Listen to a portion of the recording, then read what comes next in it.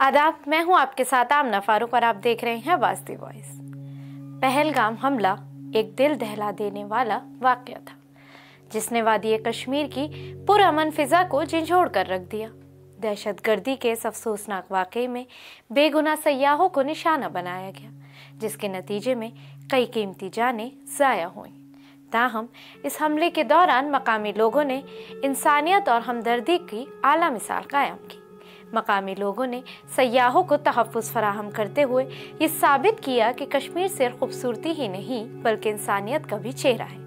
उनके इस जज्बे ने दुनिया को ये पैगाम दिया कि दहशतगर्दी का कोई मज़हब नहीं होता। अब ऐसी ही एक पुरुमीद और हौसला अफजा कहानी नज़ाकत अली की भी है, जो एक मकामी कपड़े के ताजिर हैं और जिन्होंने 11 सयाहों की जान बचाई।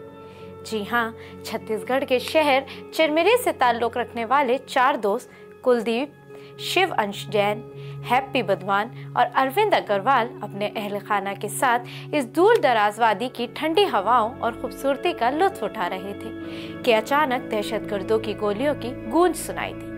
अफरा तफरी मच गई, सैयाह इधर उधर भागने लगे और कई लोग ऐसे रास्ते पर फंस गए जहां दोनों तरफ खतरा महसूस हो रहा था। कोई नहीं जानता था कि कौन सा रास्ता महफूज है। तभी मकामी ताजिर नज़ाकत अली उनकी मदद के लिए आगे बढ़े।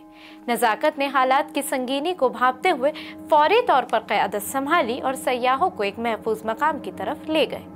आपको बता दें कि नज़ाकत अली हर साल सर्दियों में चरमरी जाते हैं, जहां वो कपड़ों की फरोख्त करते हैं और वो उनके ख़ानदानों को जानते थे। जब हर कोई अपनी जान बचाने की जद्दोजहद में मसरूफ था, नज़ाकत अली ने सब्र, हाजिर दिमागी और दानिशमंदी का मुजाहिरा किया। उन्होंने तमाम 11 सयाहों को एक एक करके सड़क से हटाकर महफूज जगह तक पहुंचाया। सिर्फ यही नहीं बल्कि हमले के फौरन बाद उन्होंने फौज की मदद से सयाहों को एक होटल में महफूज जगह मुंतकिल किया। ये तो हो गई नज़ाकत की बात। अब आपको बता दें, ऐसे ही कश्मीर में इस कत्लेआम के गवाह बने एक सयाह ने सोशल मीडिया पर एक पोस्ट में अपने तजर्बे को बयान किया है। अमरिंदर कुमार ने सोशल मीडिया पोस्ट पर कहा कि होशियार रहिए, सियासत अपना काम कर रही है, मगर आप आंखें खुली रखिए, किसी गुमराहकुन प्रोपेगेंडे का शिकार न बनिए। वो अपनी पोस्ट में कहते हैं कि जिसे खुदा रखे उसे कौन छके। इसको सुनकर मुझे खुशी होती है, लेकिन मुझे इन बेगुनाह लोगों के बारे में भी बहुत दुख और गुस्सा आता है जो कम से कम 3 घुड़सवारों समेत मारे गए। उन्होंने बताया कि मोना और मैं जाए हादसा से सिर्फ 300 या 400 मीटर के फासले पर घोड़े पर सवार थे।